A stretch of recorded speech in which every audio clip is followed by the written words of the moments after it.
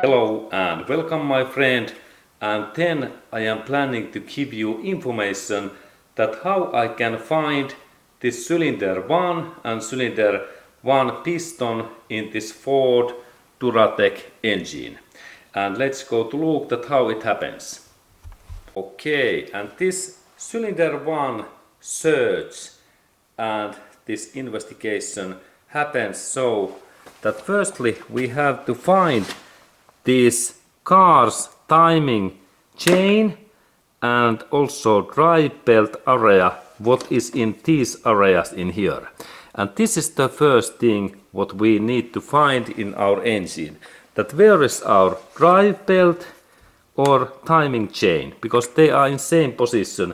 And then when we have noticed that in that area we have maybe drive belt or timing chain or timing belt, we are in good road. Okay, and then our next step is to open this cylinder head cover, what is that most topmost part in here, and there are those bolts inside and the central area. And then when we open this, like in my case, we can see in their inner area, and there is this timing chain or belt.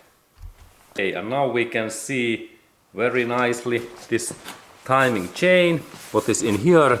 And when we have noticed that this is our timing chain, it is easy to find in next hole in here where is spark plug. And always when we have timing chain or timing belt in here, the first hole in here is cylinder 1. And let's go to look that hole next. Okay, and now we can see in here where is this first hole. This is like first and then second and third. This hole in here where is spark plug, now I have already removed that. There is cylinder 1 and piston 1. And this is really easy to understand, that when we first check that where is timing belt or timing chain, then we only go a little bit far away, and this is like cylinder 1, and in here is cylinder 2 and cylinder 3, and in this hole in here is cylinder 4.